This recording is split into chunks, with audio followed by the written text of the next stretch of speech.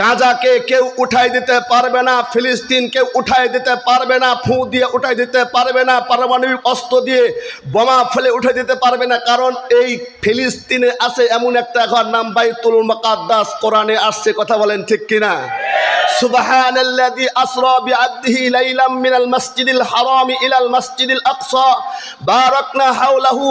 ওই চতুর্দিশে আল্লাহ বরকত দিছে। ফিলিস্তিন আল্লাহর ঘর, মক্কাও আল্লাহর ঘর, আমরাও আল্লাহর বান্দা। কথা বলেন ঠিক কিনা? ওই ফিলিস্তিনের প্রান্ত থেকেই ইমাম মাহদীর প্রস্তুতি গ্রহণ হচ্ছে। ওই বাইতুল মুকাদ্দাসের প্রান্ত থেকেই মাহদী আসবে। ওই বাইতুল মুকাদ্দাস প্রান্তরেই ওই হযরতে ঈসা রুহুল্লাহ দামেস্ক শহরে সেন্ট্রাল মসজিদে সাদে আসবে। আর বেশি দূরে নাই। আল্লাহর রাসূল বলেছিলেন, আমি আহ্বানে একটা যুদ্ধ হবে, গাজওয়াতে হিন্দের দামামা বসতেছে। কথা বলেন ঠিক কিনা? হিন্দুস্তানে আমার মসজিদ ঘরকে ভেঙে দিয়েছে। আমার মসজিদ ঘর ভাঙ্গা পড়ো কয়েকদিন পূর্বে তারা আইন পেশ করে আমাদের মসজিদের মাদ্রাসার গুলো ওরা দখলদারিত্ব করে মসজিদ ভাঙ্গার জন্য পায় তারা সুযোগ খুঁজে নিচ্ছে। কথা বলেন ঠিক কিনা? কথা বলেন ঠিক কিনা? বাবরি মসজিদ ভাঙছে, কিন্তু বাবরি ভিত হলো 7 তবল জমিনে। কথা বলেন ঠিক কিনা? ওই বাবরি মসজিদ থেকে গাজওয়ায়ে হিন্দের আওয়াজ আসবে। কথা বলেন ঠিক কিনা? ওহে নওজওয়ান, ওহে যুবক, তুমি জাগো। গাজওয়ায়ে হিন্দের জন্য, ইমাম মাহদীর সৈনিক হওয়ার জন্য প্রয়োজনে কাপড় মাথায় পিঠে ডাক আসলে ময়দানে কারা অস্ত্রপত্র দৌড়ে যাও।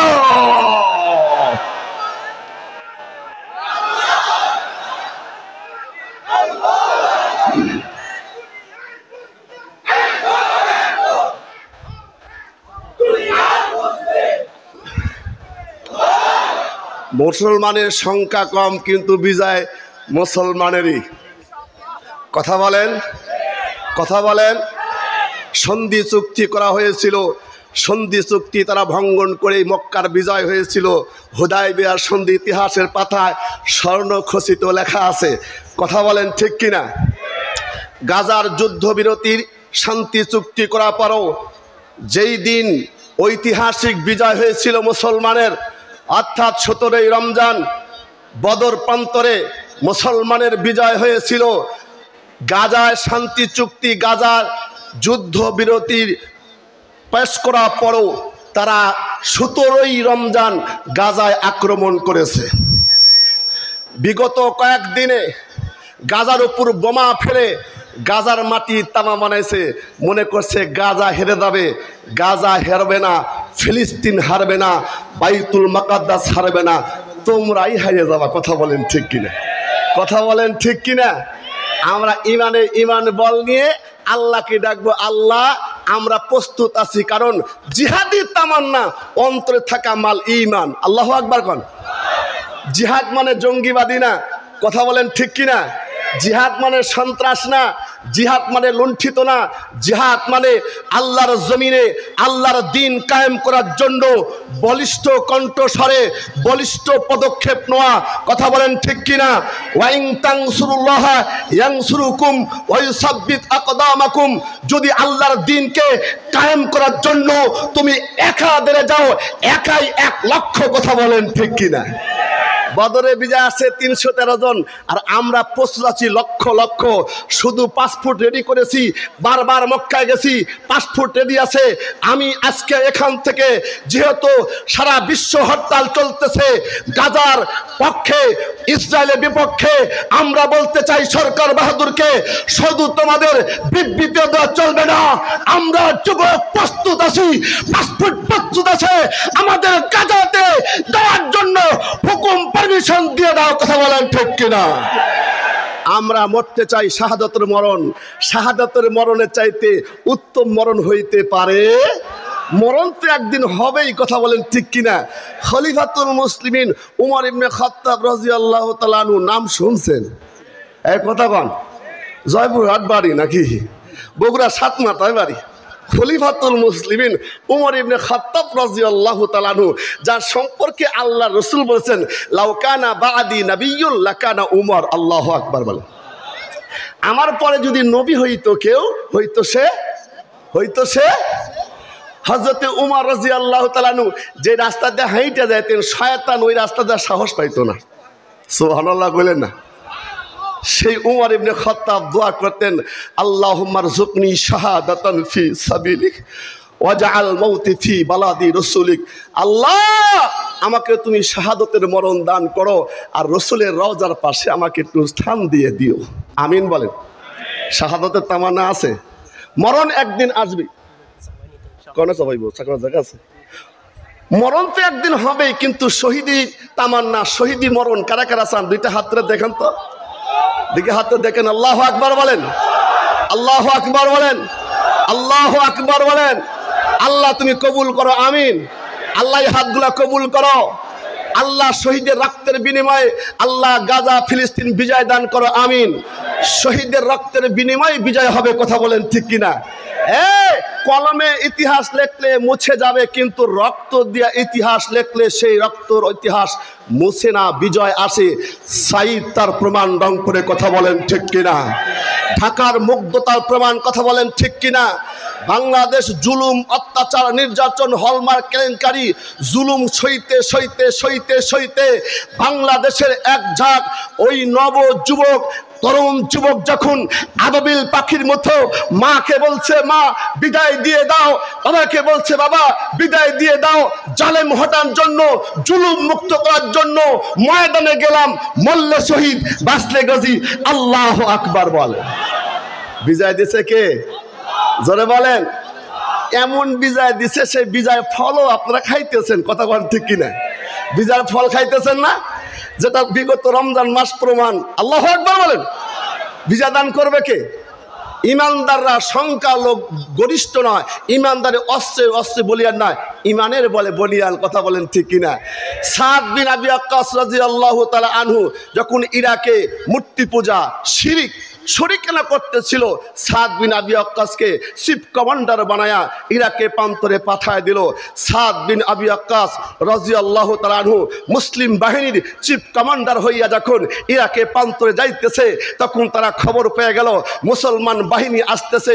মুসলমানের সঙ্গে যুদ্ধ করে, মুসলমান সঙ্গে জং করে, মুসলমানের সঙ্গে মোকাবেলা করে কোনো বাতিল শক্তি টিকে পৃথিবীতে পারে নাই, কথা বলেন ঠিক কিনা? তাহলে কি করতে হবে? তারা পরামর্শ দিল যে জাহাজ নিয়ে আমাদের ইরাকে তারা আসবে, ওই জাহাজগুলা লঙ্গর থেকে খুলে নিয়ে আসো, জাহাজগুলা ডুবায় দাও, জাহাজে চড়ে না আসতে পারে। কিন্তু হুকুম পাল্টাই হয়ে সাদ বিন আবি ওয়াক্কাস যখন মুসলিম বাহিনীকে নিয়ে সাগরের কিনারা যা দাঁড়া গেছে, একটা জাহাজও নাই, কিন্তু মুসলিম বাহিনী যুদ্ধের জন্য প্রস্তুত, কথা বলেন ঠিক কিনা? সাহায্য করবে কে? সাদ বিন আবি ওয়াক্কাস রাদিয়াল্লাহু তাআলা আনহু মুসলিম বাহিনীর সেনাপতি, চিফ কমান্ডার হয়ে মুসলিম বাহিনীর মুজাহিদের দিকে তাকায় বলতেছেন, ওহে মুসলিম মুজাহিদ, আল্লাহর পক্ষে, আল্লাহর জান, আল্লাহর মাল আল্লাহকে দেওয়ার জন্য যারা ঘর ছেড়ে বাড়ি ছেড়ে চলে আসছো, আমি সাদ বিন আবি ওয়াক্কাস, আমি তোমাদের চিফ কমান্ডার, আমি তোমাদের আমির, আমি যেই হুকুম দিব হুকুম তোমরা মানতে রাজি। মুসলমানের মুজাহিদরা বলেন, আপনি আমাদের নেতা, আপনি আমির, আপনি যা বলবেন তাই আমরা শুনবো। আল্লাহু আকবার বলেন।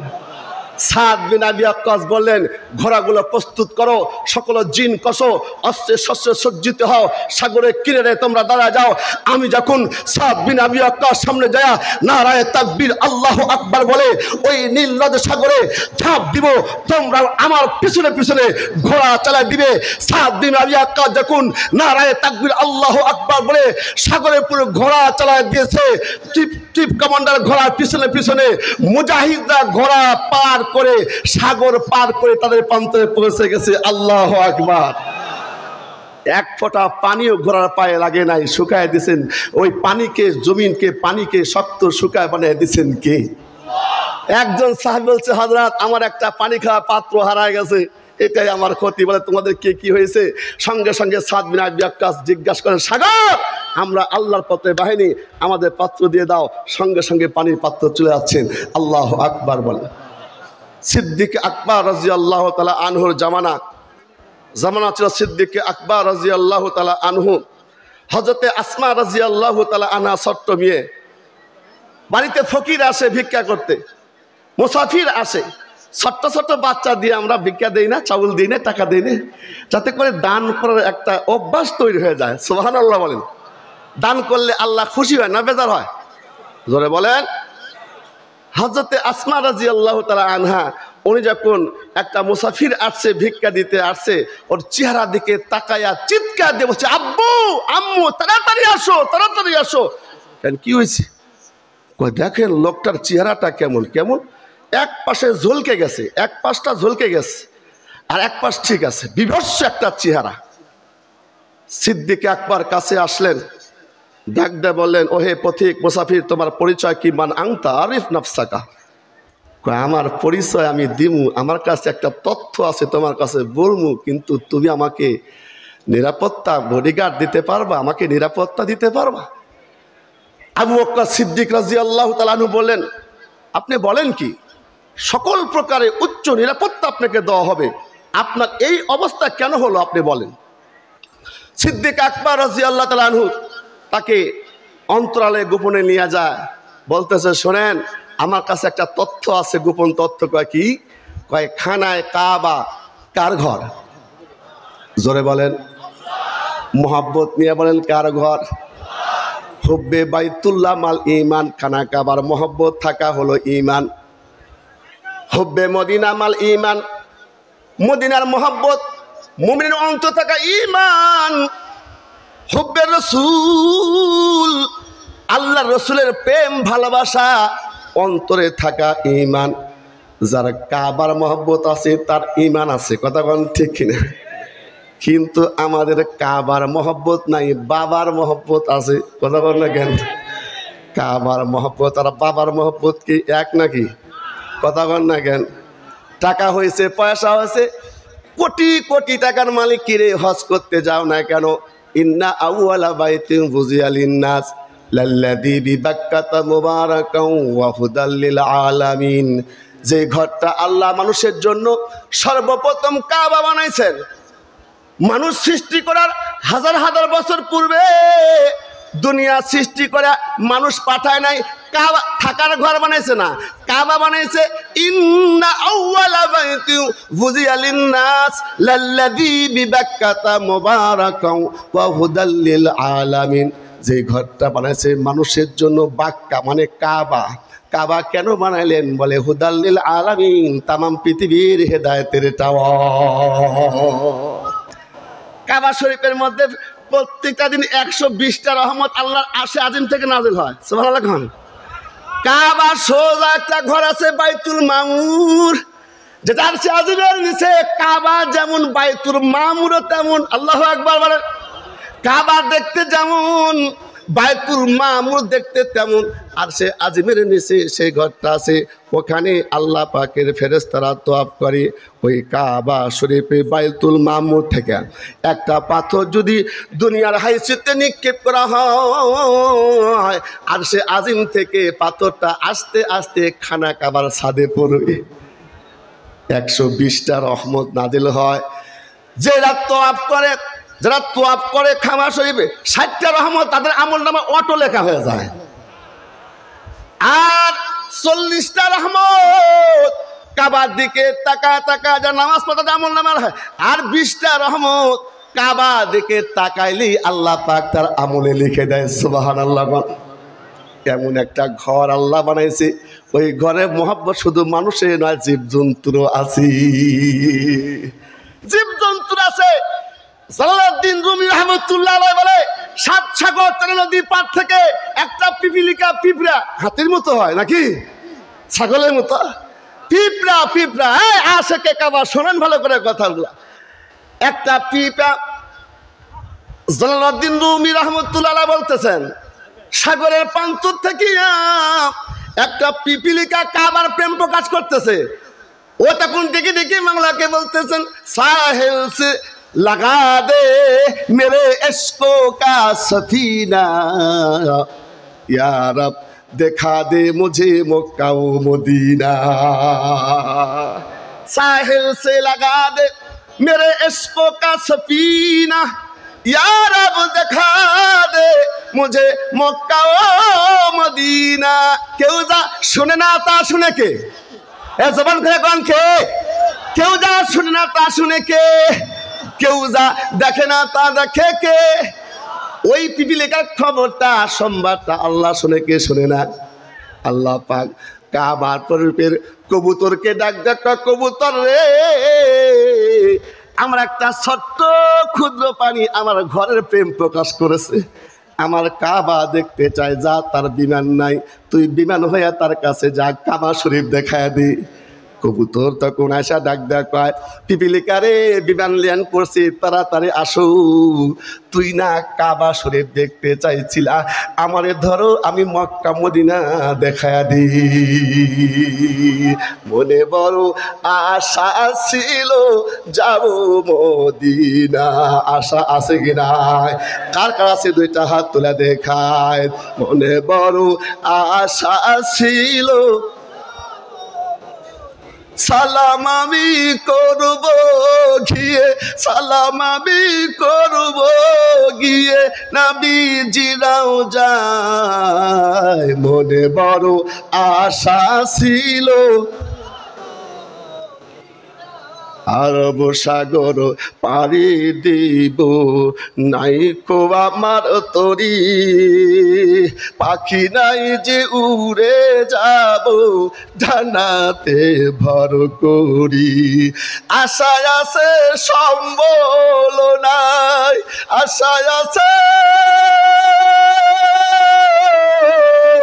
আশায় আছে সম্বল নাই করি কি উপায় মনে বড় আশা ছিল একটু বলেন না যদি আল্লাহ কবুল করে মনে বড় আশা ছিল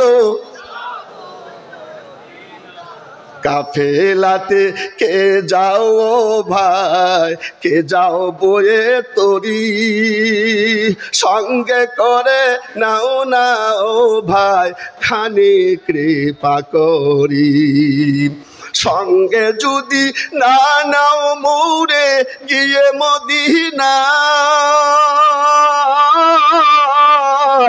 এই গরিবের সালাম দিও নবীজিরাও যায় আমিন বলেন সঙ্গে যদি না নাও মোরে গিয়ে মদিনা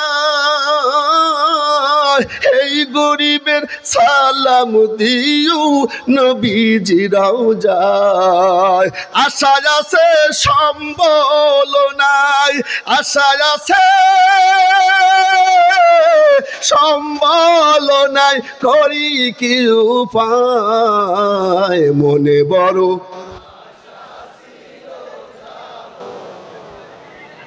বলেন মনে বড় সালাম আমি করব গিয়ে সালাম আমি করব গিয়ে নবীজিরাও যায় সালাম মনে বড় আশা ছিল যাব মদিনায় আমিন বলেন হাত তুলে কোন আমিন আরো জোরে কোন আমিন আল্লাহ কবুল করুক আমিন এই জন্য মক্কার নিয়ত করবেন হজের নিয়ত করবেন উমরার নিয়ত করবেন কবুল করবে কি উম্মতে মুহাম্মাদের নেক কাজের নিয়ত করলে আল্লাহ নেকি লিখে দেয় আর যদি কোনো ব্যক্তি কাবা দেখার নিয়ত করে মদিনা দেখার নিয়ত করে ওটা আল্লাহ কবুল করে তাড়াতাড়ি কবুল করে আল্লাহু আকবার বলেন আল্লাহ তুমি কবুল করো আমিন বলেন পাশাপাশি যে আয়াতে কারিমা বলেছে ওয়ালা তাহিনু ওয়ালা তাহজানু ওয়া আনতুমুল আ'লাউনা ইন কুনতুম মুমিনিন তুমি যদি ঈমানদার হও বিজয় দান করবে কি ভয় আছে টেনশন আছে আল্লাহ পাকের সাহায্য কেমনে আসে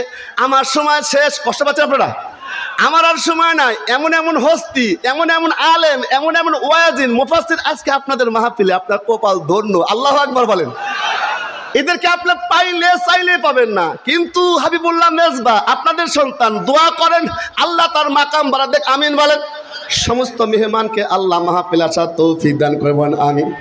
ছোট্ট একটা ঘটনা আমার মনে পড়েছে বলে আমি শেষ করে দেব, বেঁচে থাকলে দেখা হবে ইনশা। হয় মাহফিলে না ময়দানে, কথা বলেন ঠিক কিনা? হয় মাহফিলে না ময়দানে, কথা বলেন ঠিক কিনা?